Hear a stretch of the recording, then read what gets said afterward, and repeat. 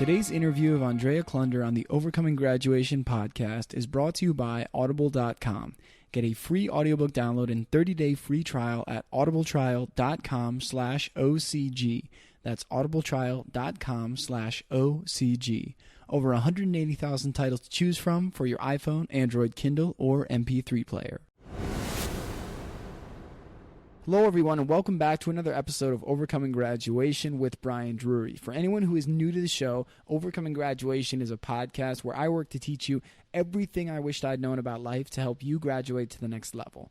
So before I even dive into our guest, I just want to let you all know we had some technical difficulties with today's episode, so you're going to notice the quality is a little less clear that it's been in some of the more recent episodes, but there is still a ton of value in Andrea's story. So Andrea Klunder, when she was at a very young age, knew that music was the one thing she wanted to do in her life. It was so clear. There were no doubts. She had her path set. She finally gets into university to study music and then very quickly finds herself crying on a toilet, realizing that this was not everything she expected it to be.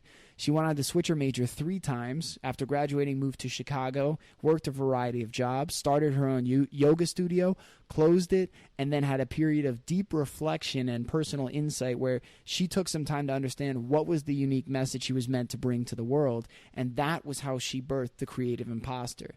Now, for anybody who's unfamiliar with that concept or that idea, Andrea is going to go deep into it and give us some really clear definitions of what the imposter syndrome is and how it shows up in our lives, but also how to work with and combat it.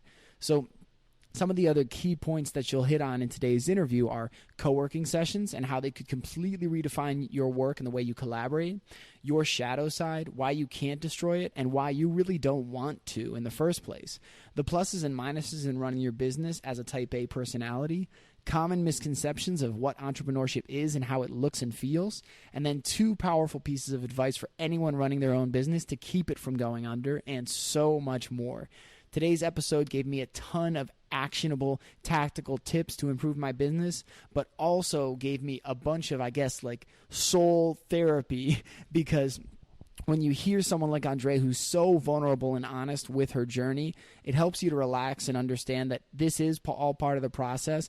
It's okay to make mistakes, and that through the journey, when we're willing to continue to work for what we believe we're meant to do, it's amazing what we can bring to the world when we're willing to change our mindsets.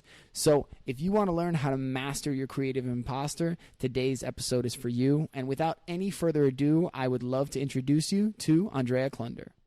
Hello everyone, and welcome back to another episode of Overcoming Graduation with Brian Drury. Now, when I met our next guest at Podcast Movement 2016, she handed me her card, and almost immediately I said, would you like to be on my show? Because what she talks about and what she is creating is something that I think is so critical and something I didn't learn about until my mid to late 20s. So she is the creator of the Creative Impostor website and also movement.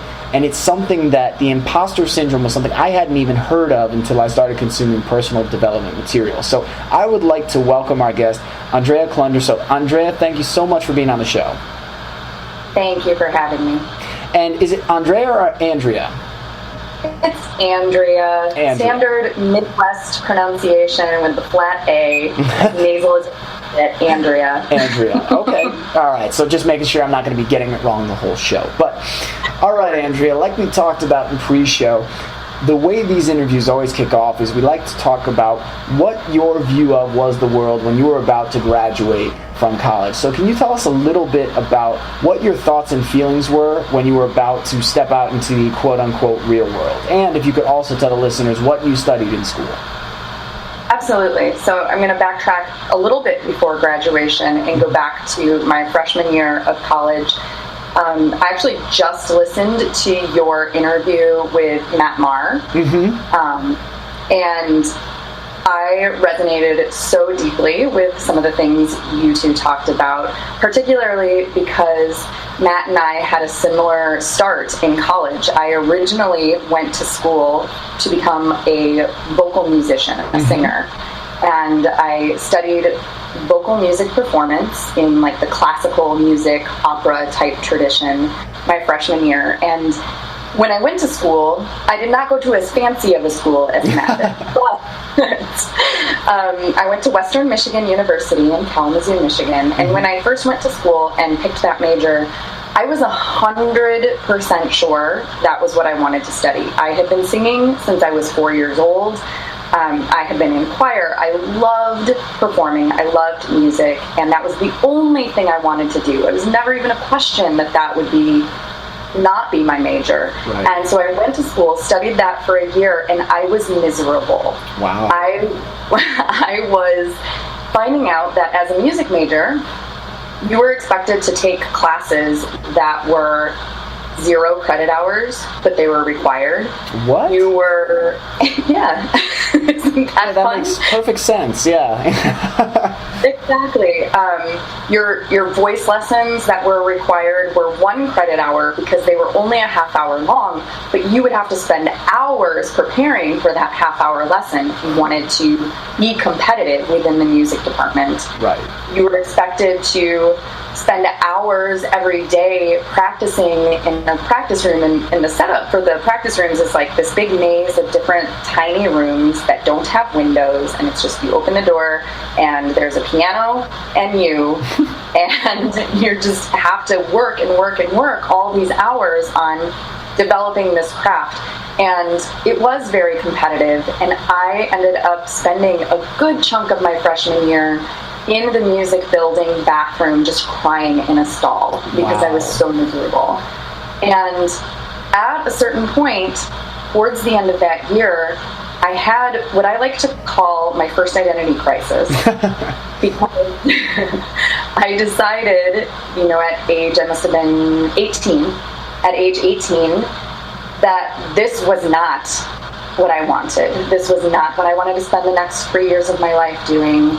And I had no idea what that meant because, like I said, I had always wanted to study music. And here I was doing the thing, and I was miserable. And so what did that leave me with? Mm-hmm. Right, because you're at this point where your whole life has been working towards this goal, and there has never been a doubt, there's never even been a question. This is what I want to do. And suddenly the reality of what you had always pictured was very different than the reality that you faced, and now you're just at this existential crisis, which most people don't have until they're further along in life. For whatever reason, they never have anything to question, and so they just kind of keep trucking along.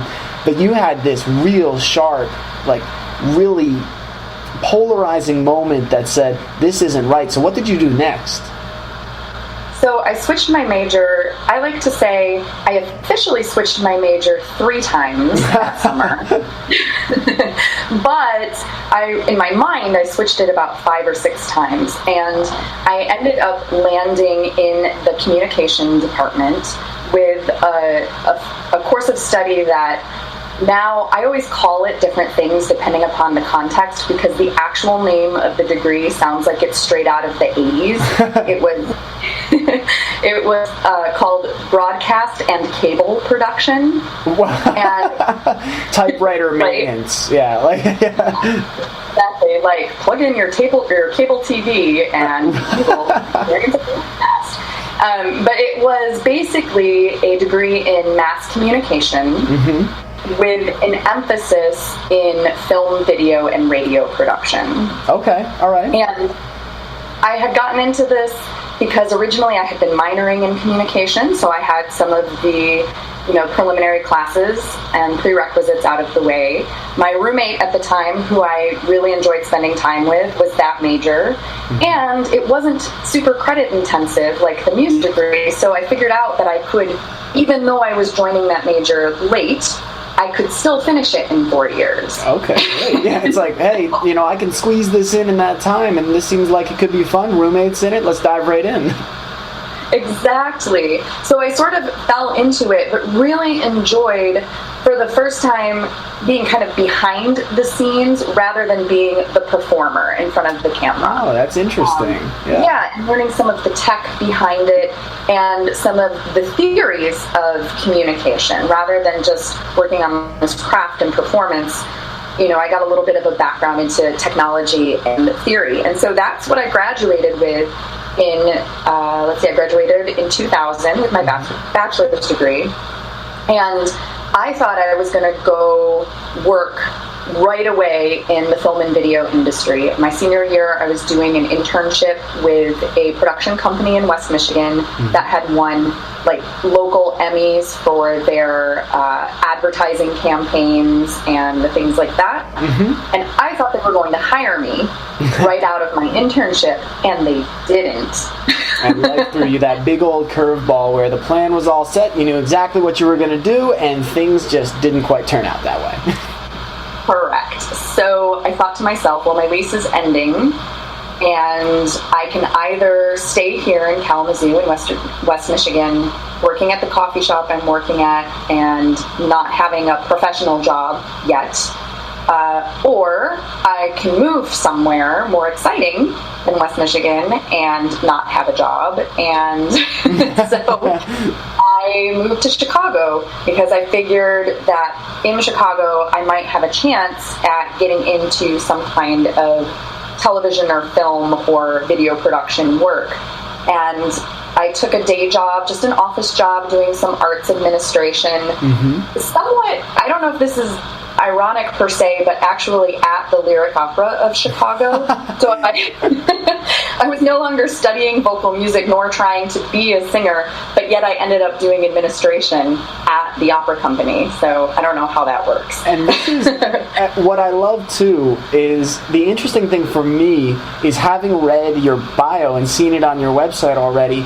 I already know some of the things that are going to happen, and the way the story started and some of the things that you are now doing, I'm like, I cannot wait to see how the road took you there, because like you said, you had this clear plan, the ideas were set, you knew exactly what was coming next, and then everything changes, so you're like, you know what, I'm going to take a shot, let's go to Chicago and see what happens. So I can't wait to see how we get to some of these other pieces of your bio. But okay, so you're working at the Lyric Opera.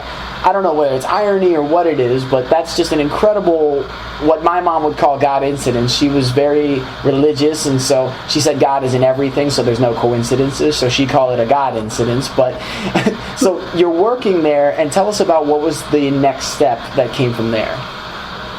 So I was working there, and like many creative people who have a passion for something that they want to do in their career, like make films or be a performer or write or something of that nature, that was my day job. So it was full-time, it was paying the bills, but it wasn't my passion. It wasn't something that I saw myself working my way up the ranks or doing it, 10, 15, 20 years from now. It was just a pretty cool job that paid the bills. And then in the evenings and weekends, I was doing a variety of different creative things. I was working on different film sets, which was what I had studied, for little to no pay. Or I was doing theater. I got back into performing and back into music, and so I was doing, storefront theater shows on the weekends and in the evenings. And so I was just like going. I'd work all day, go home, grab my car, drive somewhere, go to a rehearsal or an audition or something like that, come home at like 11 or 12 at night, wake up the next morning, start my day, and it was just a never-ending cycle. And this was going on for several years, and I kept thinking, like, eventually I'm going to get my big break, and I'm going to be able to quit the job and just make films or just be a performer. And it wasn't happening. And so at a certain point in time, as I got into my late 20s, I thought, I have to do something different. And I decided I was going to go to graduate school, and I was going to study theater and become a theater director in graduate school. And before I did that, someone suggested to me that I should go get my yoga teacher certification. So stay with me here. Because I was practicing a lot of yoga at the time. Okay. It was something that I was kind of doing on and off. When I wasn't in a show or working on a project, I'd be going to yoga classes, and then when I had a show or a project, I wouldn't have time for yoga, so I'd kind of stop doing it. Right. But it was something that I had been doing on and off ever since really like my second year of college. Mm-hmm. And it was my roommate at the time who said, you know, before you go to graduate school, you should go get your teaching certification so that you can have a stream of income during school that's not waiting tables or working retail. Wow. And I thought, I was gonna brilliant. Yeah, that's a brilliant idea. It's a way to get yourself physically, emotionally, mentally stabilized in the stresses of grad school. But before we get off the point, I just wanted to reiterate. So you had said I just thought that was a very hilarious. You're like, yeah, I was going to go to grad school, and she said yoga, but the idea, the concept that you had said about waiting for your big break. So for all of the listeners, I want you to really listen, because this is something that every creative person, whether it's a performer, a podcaster, a speaker, this is something that can get so internalized because we hear people talk about it all the time that we assume that this is the way it works, that you work for a while, you grind it out, and then you get a big break and everything explodes and it's magical. And what I have found is, one, when you are waiting for the big break and expecting that can be a very dangerous trap, because many successful entrepreneurs, successful businesses never had a big break. It was just consistency towards their efforts, and that consistency over probably a much longer time than we would consider to be enough. Like, I get very impatient and I want things to happen now, but over time with patience and consistency, those big breaks seem to just come out of nowhere, but they were the result of years and years of work, or hours and hours and hours dedicated to your craft. So, Andrea, it sounded like you had the same type of experience where you were expecting the big break, just like I've been, or I was, but you realized, all right, I don't need to wait for this big break anymore. I need to shift gears and do something else. So your friend recommends this yoga to get your yoga instructor certification so that you have a stream of income at work. And tell us about what that led into. So I decided to go for my yoga certification so that I could have some income while I was in grad school. And meanwhile, I filled out my grad school applications, got everything ready to go. And at the end of the certification process, I decided to scrap grad school altogether. I just started thinking about, like tens of thousands of dollars of debt studying theater. And it just didn't make sense to me. And I thought, instead, I want to shift my focus into this yoga thing and see where it goes. Mm-hmm. And I figured out really quickly that running around from gym to gym or yoga studio to yoga studio trying to teach classes and make a full-time income wasn't really a sustainable way to support myself. And so I was trying to figure out, I still have this full-time day job that I don't love, that I've been doing for 8 years, mm-hmm. and I'm feeling kind of maxed out there. Right. I've got this yoga certification, but making money teaching yoga, man, it's a hard gig. Right. And a friend, again, I have so many friends with helpful suggestions, said, you should check out this place called the Women's Business Development Center. And I'm like, what's that? And she tells me, they're having this wine and cheese event where you can go and find out if you're an entrepreneur. And I'm like, well, I know I'm not that, so I don't really want to go. Yeah, check, not for me, I'm out. Yeah, exactly. And so she dragged me there, basically, and it was great because it gave me the idea that I could actually start my own business, mm-hmm. and I could be the one calling the shots, and I could be the one deciding how I wanted my career to look, rather than waiting for that big break to be handed to me by someone else. Right. And so that was my first business. I put together a business plan with the help of the Women's Business Development Center, did some market research, put together sales projections, borrowed a lot of money from my family, a lot, and started a business right around the time that I turned 30.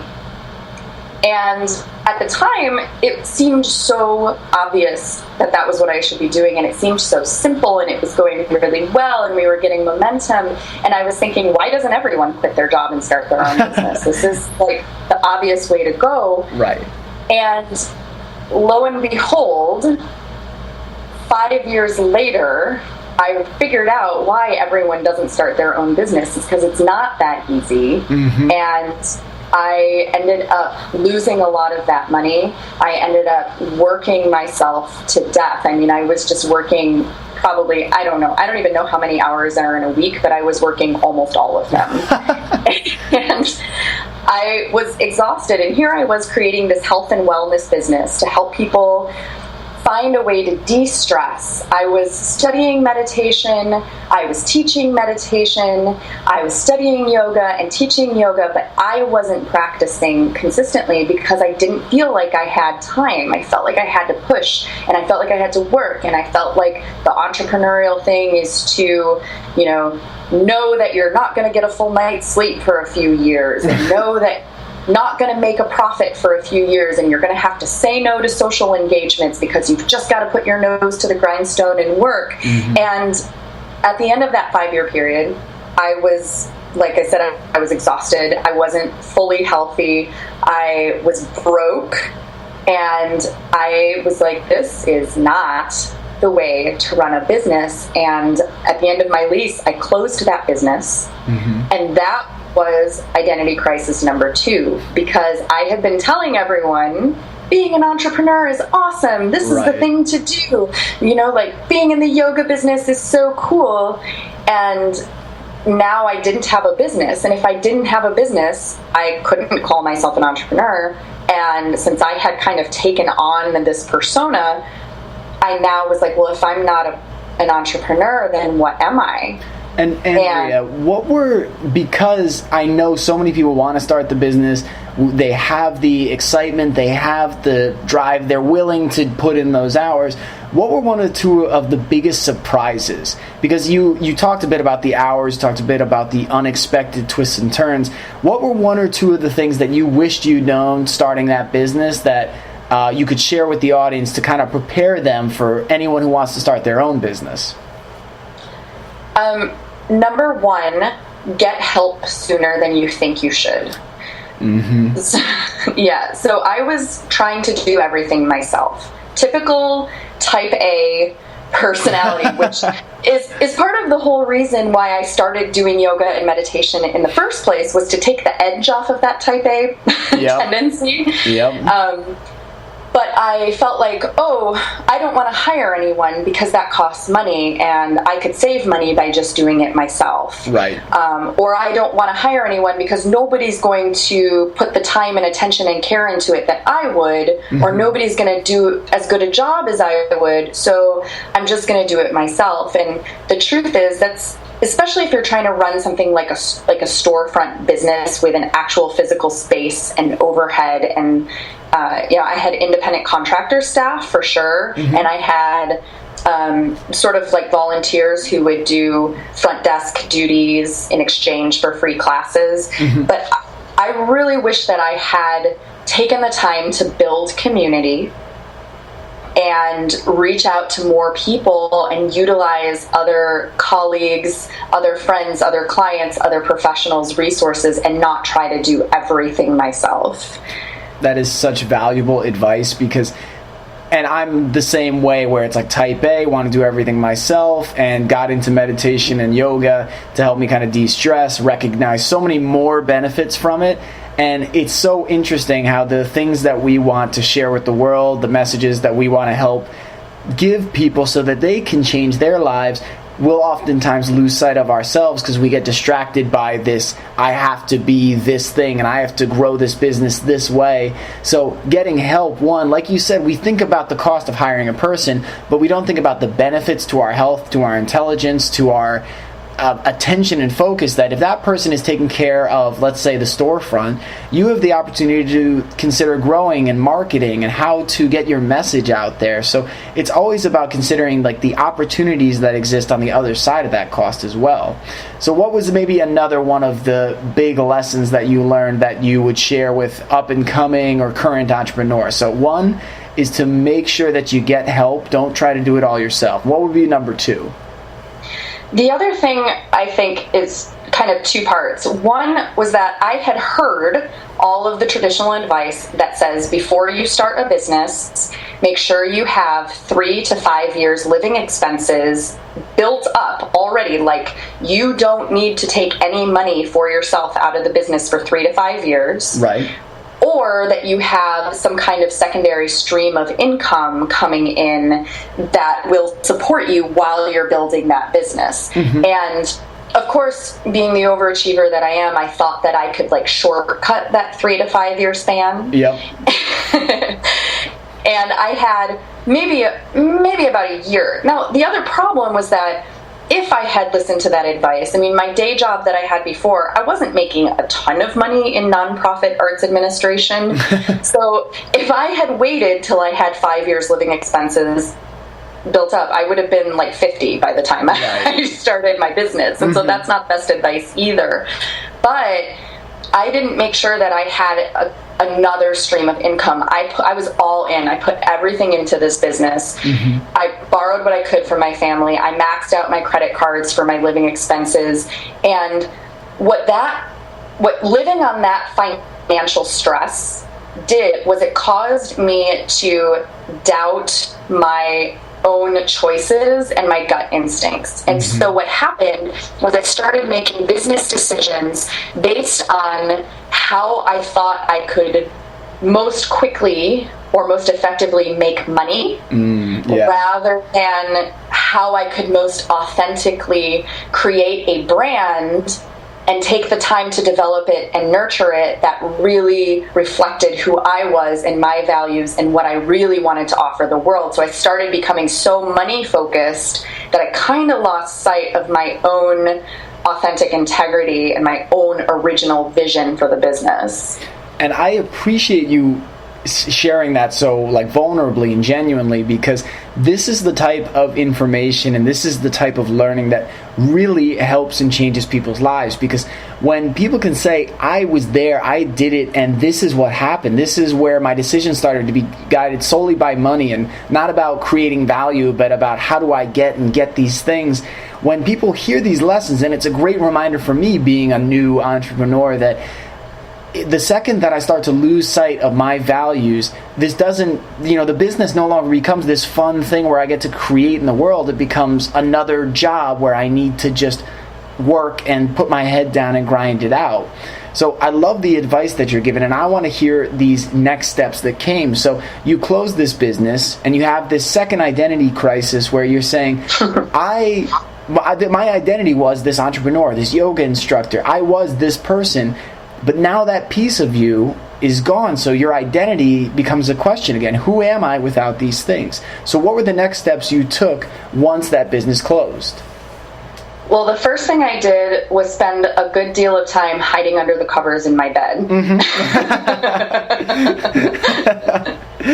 And not wanting to talk to anyone, not wanting to do anything. I honestly can say that was my first experience of depression. Mm-hmm. I had never really experienced depression before. I experienced challenges, hard times, difficult emotions, frustration, anger, disappointment, all those things.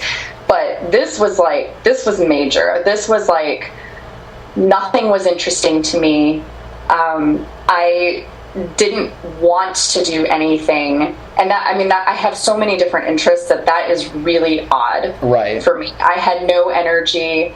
And fortunately, I already had a steady meditation practice. Mm-hmm. And I had teachers and mentors in my life that I could turn to and say, I am really struggling right now, and I need help, I need guidance.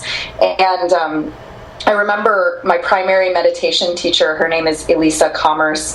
At the time, I was enrolled in a group program with her, and she, I said, I don't know what to do now. I don't know what to do. I feel like I can't do anything. I feel like I am nothing. I feel like I have no resources. I feel like I have no ideas. I feel like I need to just go get any job, which feels horrible. Yeah. And I just don't want to do anything. And she said, then can you just know that you don't feel like doing anything and just do nothing? Mm-hmm. Just do nothing for a little bit. Yeah. Just hang tight and do nothing. And I'm, back to that type A thing. My brain is like, you can't just do nothing. Well, What's wrong with you? You can't just sit there. You have to be doing things. Life's about moving constantly. Yeah, I get the same thing. And so I stuck with that, and I, did the best I could. Some days it was really hard to get into the meditation practice. Some days I couldn't do it. I had to just stay in bed under the covers and skip it. Some days I could do it. And I just had to really reflect with how I was feeling internally. And at that time, besides like doing a lot of self-reflection and kind of figuring out what I wanted, the easier thing to do was to kind of figure out what I didn't want. Yep. Mm-hmm. And start weeding through those lists of things of what did I just do that didn't work for me? How can I do something different? What resources do I have? And sort of listening to my intuition. And at that time, I was also, I don't even know how this started, but I had recently started listening to podcasts. Mm-hmm. And what I started to realize was that here are these people creating these podcasts and having all of these interesting conversations about a variety of different things, building really cool businesses around these podcasts, and creating awesome communities. Mm-hmm. And all of that felt exciting to me, and there was this little light that went on in my brain at one point in time that was like, I could do this. I could start a podcast. I have the background in broadcast and cable production. Mm-hmm. Yeah. I know the tech. I know about the theory of communicating. I'm a performer. I know vocal technique. Like, I've got all the pieces. All I need is a topic. And before we dive right into that I think is such an amazing point, is that so often people will say, I picked the wrong major, and it's almost like the follow-up sentence is, and now my life is over. Or, I picked the wrong career, and now I'm stuck. Now, what you did in this moment, now there's so many pieces that I love, is one, you allowed yourself to feel what you needed to feel. When my mom passed away from cancer, I suffered from depression, from a complete lack of drive, from really the deepest and most intense negative feelings I had ever felt. And it was scary at times because I'm like, this isn't me. But allowing myself to have those days like you did. When you were under the covers, I was just lying on the couch watching reruns. I was eating or drinking and just taking time, like never to excess, like, which was good. I knew that, just getting blackout drunk would never solve the problem. But I was like, if I want to have 2 or 3 beers, I'm going to have these beers. If I want to have some candy, I'll do this. And giving myself that time to let those emotions come through allowed me to kind of create that space to have the other emotions and thoughts come back. But if I just repressed it and pushed it down, it would have tore me apart the same way it would have for you. And what you did, so now you've given yourself that opportunity to feel those emotions, you've created space, and now all that meditative practice, which, like anything else, guys, you start these practices, whether it's physical fitness or meditation, start them now. So when things get tough, you already have them as a resource. Create that network of mentors that Andrea had so that you have these people to reach out to so you don't feel alone or stuck. And you took what was seemingly random and totally different pieces of your past and said, I can put these things together to create something that thrives on all of my different gifts. And now you said, I just need a topic. So how did you figure out what that topic would be? I love the laugh. I did a lot of brainstorming, and honestly, at first I thought, so there's this really niche thing that I do, which is, it's a style of music that I perform that is called kirtan, and it comes from the yoga tradition. It involves taking sacred mantras and putting them to music, and then you have a group setting where you basically teach the audience the mantras, and then you sing them call and response style, and it creates a certain energetic vibration. So it's super niche. Wow. Not a lot of people know what it is, and at first I thought that was what my podcast was going to be about, and I started brainstorming around that. And pretty quickly, I realized that I wanted to be able to appeal to a wider audience. Not only just from like a business and marketing standpoint, because there's nothing wrong with having a very specific niche, but also because as a yoga and meditation teacher, my strength has always been working with beginners, working with people who are just starting out on their path. Maybe they've been doing yoga for a while, but now they're just starting to get into like the deeper level practices with the meditation techniques and the philosophy of it, rather than just the physical fitness portion.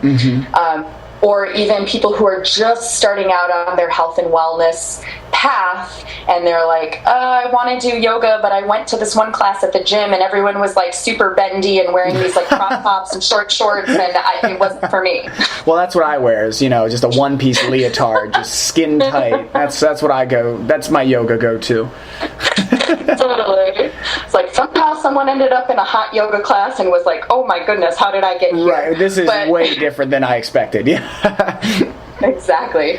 But so I wanted the podcast to be like one of those entry points. I've always joked that yoga for me, practicing yoga, was like the gateway drug to a healthier lifestyle. It's like I started the yoga practice in college at the student recreation center because I was looking for any form of exercise that I didn't hate at that time. And I tried all these different classes, and I hated, at that time, it was the late 90s, and Billy Blanks' Taekwondo kickboxing videos were really popular, and water aerobics was really popular, and all these different things, and I just didn't enjoy them, and yoga was the first thing I enjoyed. And, that was the gateway drug into the meditation, into eating healthier, into personal development and self-care. And so I wanted my podcast to be like that gateway drug where we can talk about mindfulness and meditation, but it's not a mindfulness and meditation podcast specifically. Or, we can talk about entrepreneurship, but it's not just a business podcast. So for someone who is creative and has ideas, how can I support that person who's just getting into business and entrepreneurship and just starting to dabble, or who's just making those inquiries into mindfulness, and batting around these different ideas, especially with my boyfriend, and who we're like in our late 30s, and calling someone a boyfriend or a girlfriend just feels ridiculous. So sometimes I call him my partner, but then people assume that either we're business partners or that we're same-sex romantic partners, and so I never know what to call him. But that guy over there, that guy that's near me frequently, exactly. We were like, batting these different ideas back and forth, and he's always my best sounding board, and he always has these, different creative ideas for me and perspective. And this idea of imposter syndrome kept coming up on other podcasts that I was listening to. And I was like, imposter syndrome, when I hear about that, something is interesting to me about it. But then at first I was like, well, thank God I don't have imposter syndrome. That's not that's not for me. It sucks those guys are dealing with it, But it kept coming up into my awareness.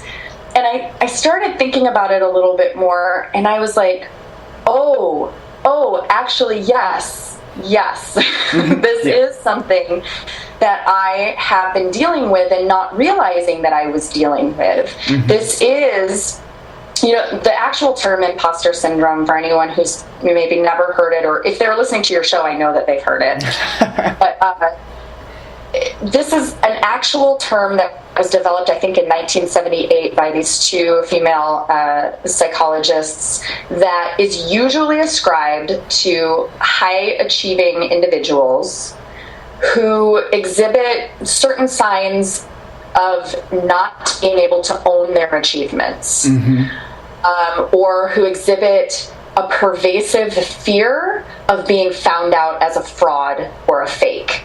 Right. And for anybody who's listening, this is something where if you've ever felt like man, I'd really love to write a book, start a podcast, start a business. And then all those negative voices that come and say, but who are you to do that? Who would listen? You're not good enough. You're not, like, all that negativity and those voices, to me, that's where the imposter syndrome comes up the strongest in my life, because there's that constant feeling that, you know, who are you to give advice? Who cares what you have to say?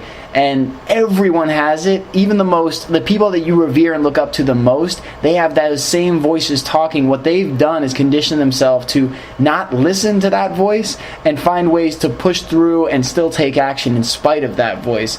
So I love this. The creative imposter, when I heard it, I said, this is something that we need to talk about on the show, because I've referenced the imposter syndrome, but to have us talk about it really in depth is very exciting. So can you keep digging in on what your experience was with the imposter syndrome? Like, where did it really resonate in your life? So I was one of those people who had a business and disliked marketing. I knew I had to do it, but it felt icky. It was like one of those things where, like, I would be at an event, or even at a networking event for that matter, and somebody would ask me what I do, and in a very quiet voice I would say, oh, I have this little yoga studio. Mm-hmm.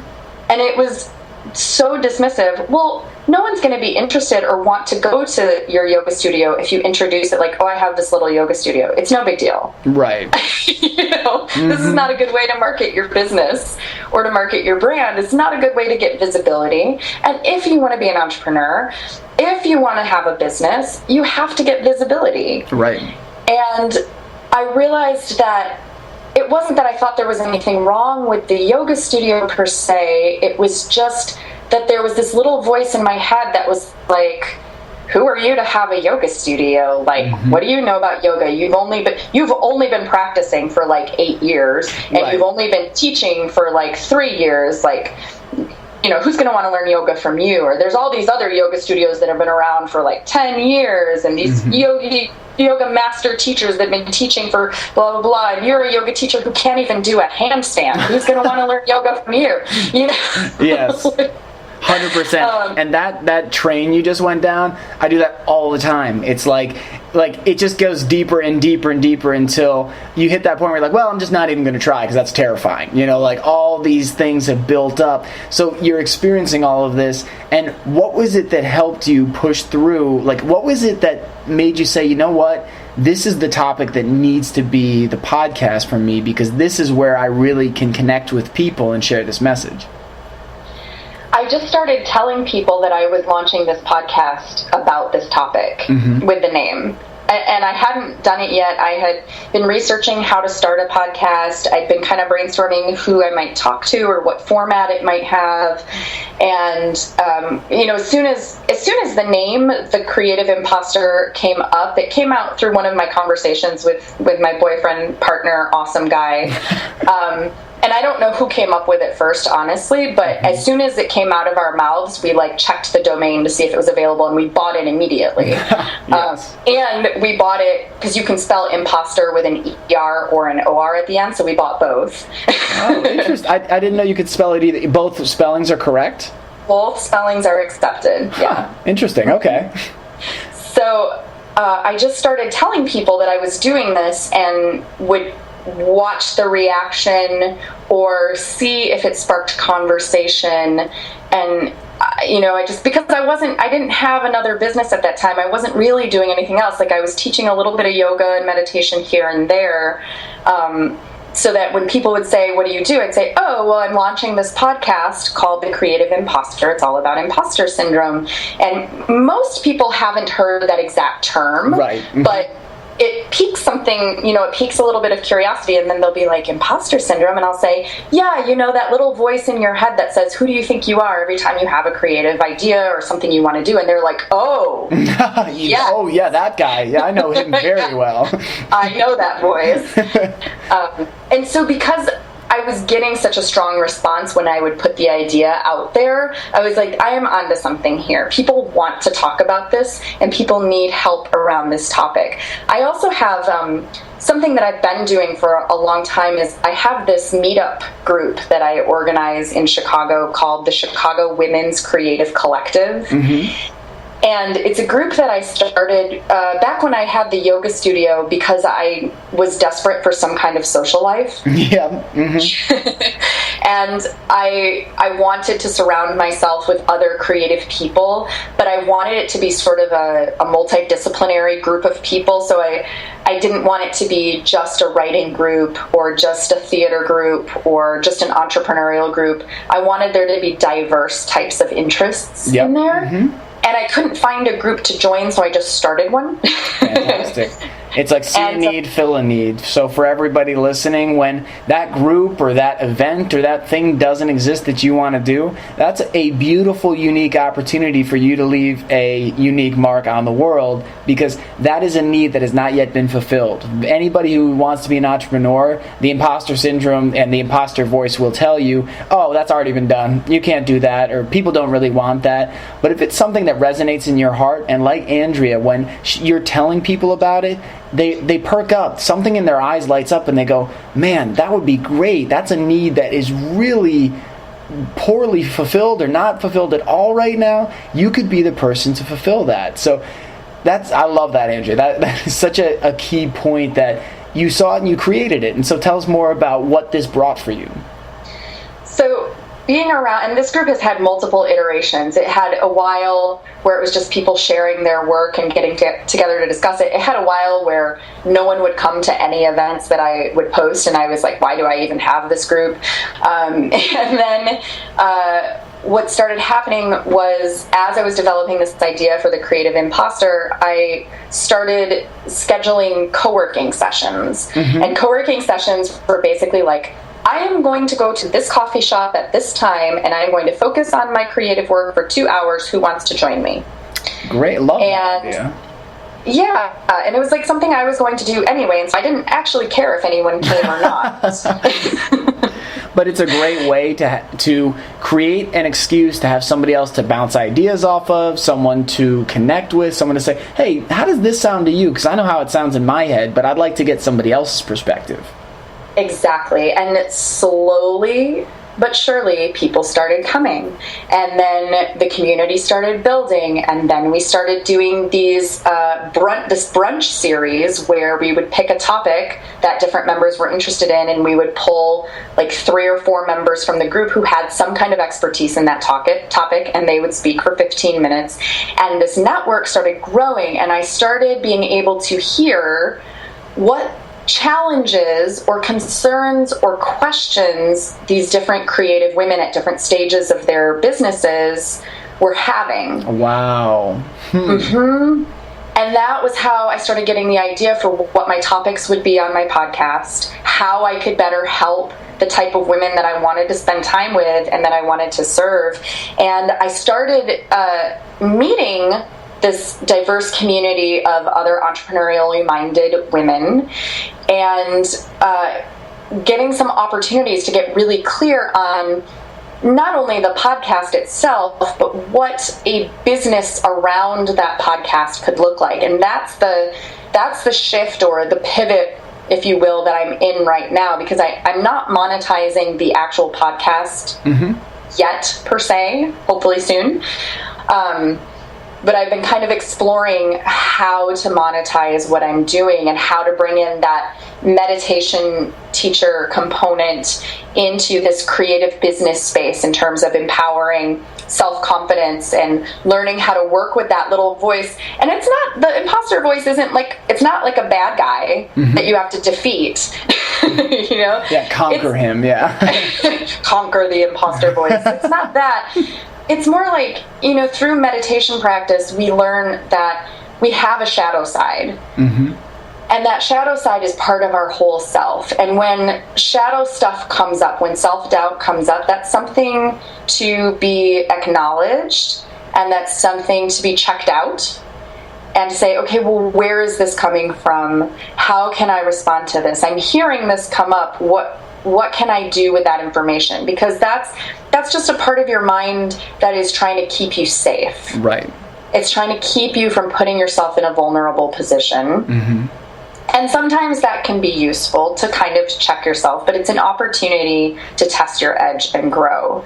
And so I just wanted to figure out how to combine these different interests of teaching yoga and more specifically meditation, creativity, performance, etc., and also business from a more nurturing kind of standpoint, where business is more about community and connections and taking care of yourself and creating a lifestyle that you want to live, rather than pushing into forcing this business to be successful by any means necessary at the cost of your own personal health and well-being. And what I think is great about that is that that's a very genuine expression of you, because many people have the idea that business is cutthroat and you've got to do this and that, and the only way to succeed is to step on the other guys. And that just creates this angry, tense energy, and you always feel like someone's breathing down your neck. Whereas if you're creating from a fun place, a nurturing place, it's about community, you offer, the door opens to so many people that would be turned off by the really aggressive business approach.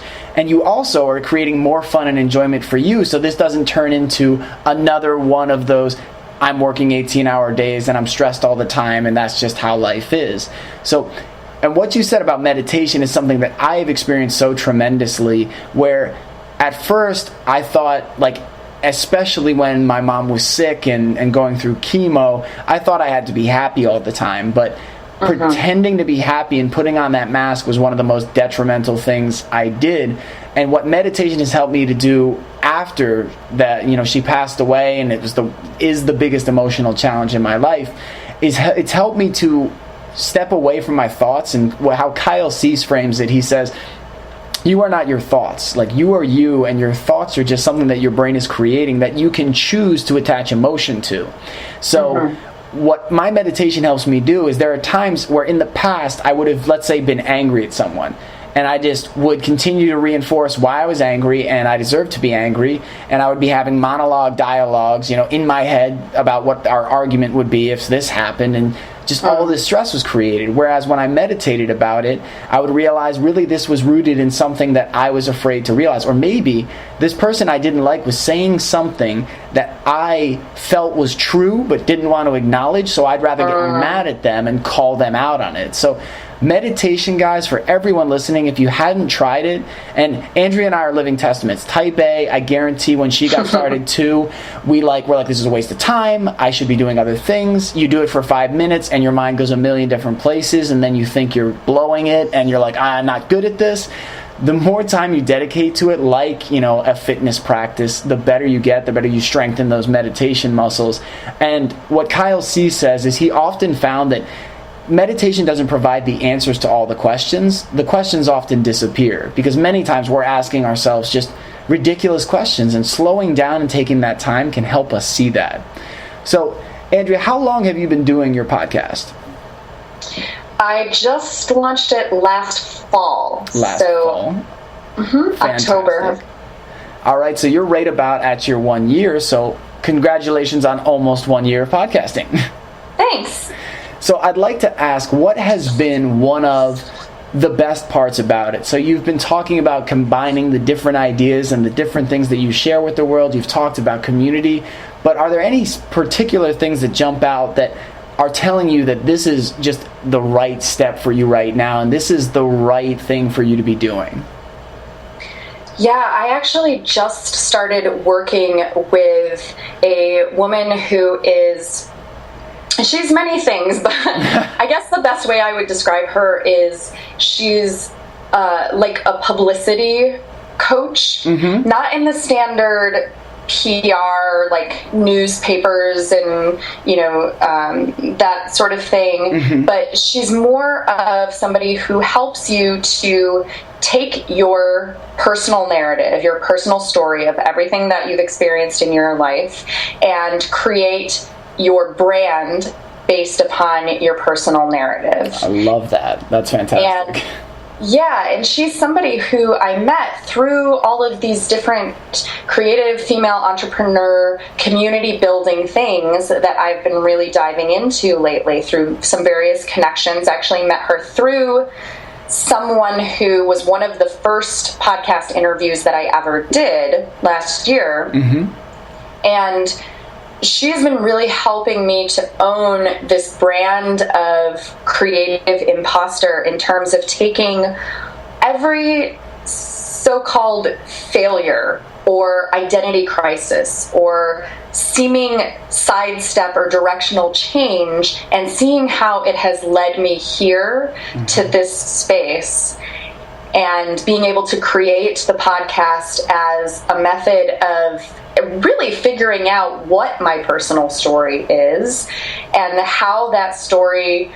I think sometimes when we think, oh, well, who's going to care about what's happened to me, or who's going to care about my personal story? You know, people are really more focused on themselves, but sometimes your personal story is like the strongest thing that you have that you can use to help someone else who might be facing some of those same challenges.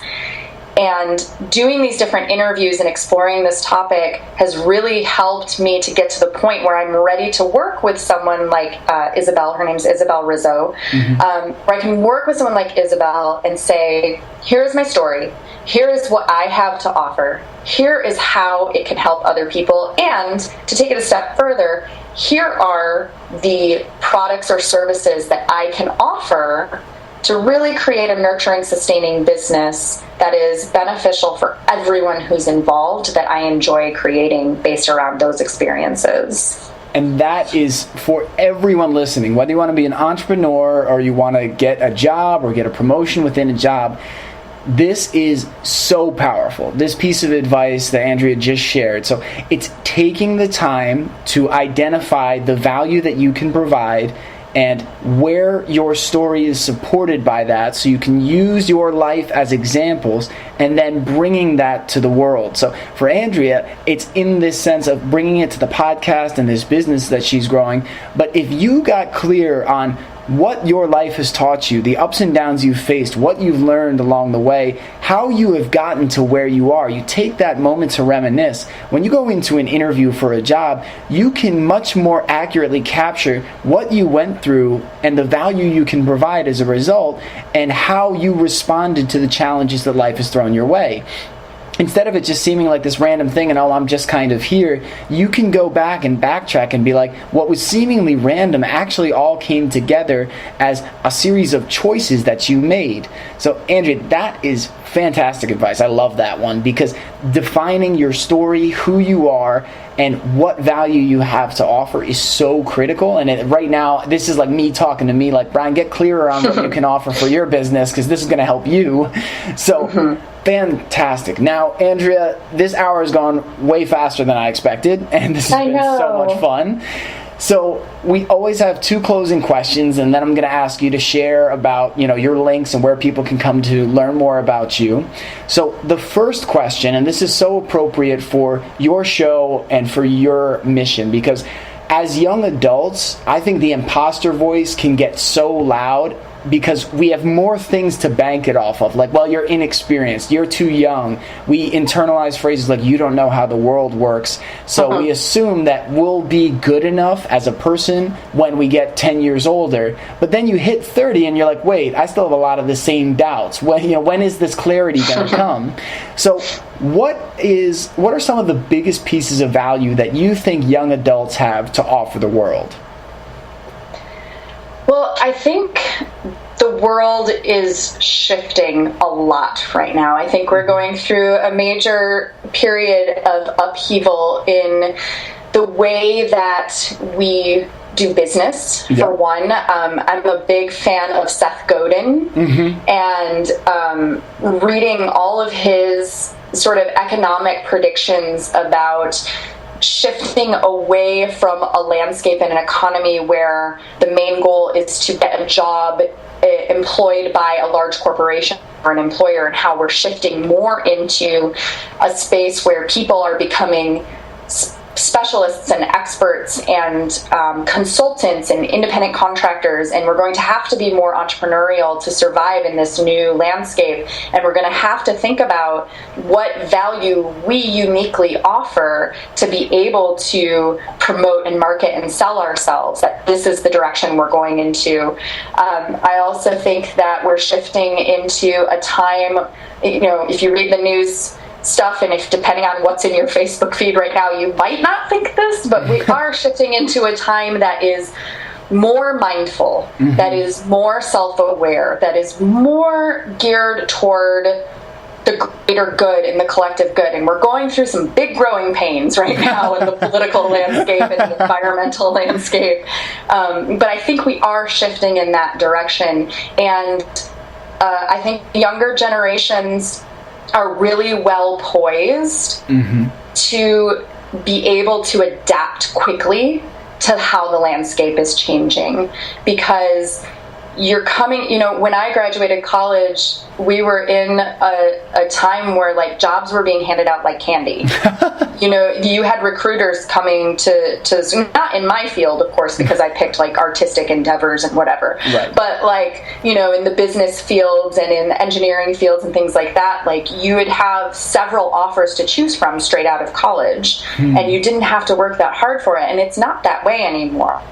And so I think the younger generations are really poised to be able to be nimble and to navigate these changes and be flexible and have the presence to be self-aware and make decisions early on about what you will and won't stand for, what your value is, what you'd like to contribute, and how you'd like to design your life and your work. And that is so great, because part of the biggest benefit we have is just the access to information, whereas before, back in the day, it's you just know about where your friends work, or maybe something you saw in the paper, or maybe on the news. But now we have Glassdoor, we have all these different resources to talk about the quality of work, and people are so much more engaged in finding work that has meaning, and that is such a powerful thing when you have young adults. That's a big reason why I created Overcoming Graduation, is you have these young, ambitious individuals who want to connect and make a difference in the world, and if we can help guide my generation to embrace that individuality and embrace that enthusiasm, we can create amazing positive shifts in the world if we're just willing to coach and guide a little bit. And so that's why I love what you're doing, Andrea. It's such a big need, this real focus on this imposter voice, because as soon as you learn to live with him or her or whoever it is, as soon as you learn to live with that voice and say, hey, that's an interesting point, but this is just me being afraid to get out of my comfort zone, and I'm going to push out of this because I know this is right for me. It doesn't become you have to crush it or beat this thing. It just becomes love, and you love yourself and you love that voice. So we're going to wrap up with this final question, and this is one of my favorites to ask. So if you could go back to that moment when you were graduating college, knowing everything you know now, what advice would you give to your younger self? Trust yourself. You are strong, smart, and powerful, and to not be afraid to experience whatever is showing up in the moment, whether that's a painful experience, whether that's a joyful experience, whether that's confusion or clarity, and to not worry so much about the future so that I could really be in the moment, because things are unfolding the way that they need to unfold, whether you have anxiety about it or not. And you have everything you need, so there's no point in worrying. I love that things are going to unfold the way they're going to unfold, whether or not you have anxiety about it. That is so true. And it's like when we worry and it doesn't turn out the way that we expect, and we're like, oh, okay, and then we worry and it doesn't. We're like, I was right. It's like, why do we want to be right about that? So Andrea, first off, thank you so much for being on the show today. This was fascinating. This was interesting and educational, and it's giving me a lot of very important reminders that I needed right now. So thank you again for doing everything you do. You're so welcome. Now, because I know people are going to want to come and learn more about you and your mission to help people learn to love this creative imposter in their life, what are some of the links that they can come to find out more about you and the work you do? Absolutely. The best place is that dual URL I mentioned, the creativeimpostor.com, OR or ER, either one will get you there. And to check out the podcast, it's available on iTunes and also on Stitcher. And as soon as I can figure out all the behind the scenes links, it'll be on Google Play as well. And also Facebook is probably the most consistent social media. I like to play in Instagram for a while and then I'll forget about it. And I like to play in Twitter and then I'll forget about it. But Facebook, you can find me just by searching my name. The actual page is andreaklunder.creative. Fantastic. And guys, like she said, the Creative Impostor with an ER or an OR. I tested them both and they both work. So you can go there to learn more about her, to contact her, and go give her podcast a listen. And if it's something that impacts you and touches your life, share it with your friends and following, rate and review, because that's going to help Andrea reach even more people. And one of the best things for us as podcasters is when you share this, because it is not only a huge compliment, means the world to us, but it offers the opportunity for your whole network to benefit from the messages that Andrea and I are trying to get out to the world. So Andrea, I'm going to ask you to hang on for one moment. Listeners, that's going to be it for you today. Thank you all for tuning in, and we'll be talking to you again real soon. Thank you all for joining us today, guys. As promised, Andrea delivered a ton of value for anyone who is looking to master their creative imposter. Some of my biggest takeaways were Andrea's definition of the imposter syndrome and how it shows up in our lives. The concept of co-working sessions, I think, was brilliant, because that is such a powerful way for you to not be isolated and alone in your ideas and your thinking, to have people to bounce ideas off of, and then to also identify needs that you could fulfill as an entrepreneur. When she discussed the shadow side and how we all have it and how the concept that we need to destroy it is flawed, that we need to learn to live with it and accept it, because as human beings, we have light and dark. If you think about the yin and the yang, even in our darkest dark sides, we have light, and even on our lightest light sides, we have dark. That when we accept ourselves as imperfect human beings and we acknowledge our shadow side but don't let it dictate our life, that is how we create a lot more peace and understanding and move forward in a much more enjoyable way. So for anybody who is looking to be an entrepreneur, I want to echo again what Andrea said about getting help sooner. I know I would not have been able to do what I've done. I wouldn't have been able to continue through the tough times without support, without the guidance and advice of mentors, friends, and others who are going on this journey like me. So if this episode was of value to you, it would be an honor to me if you'd be willing to share it with your friends and following. That's one of the greatest compliments you can give me, is to share this with the people that you call friends and family and your loved ones.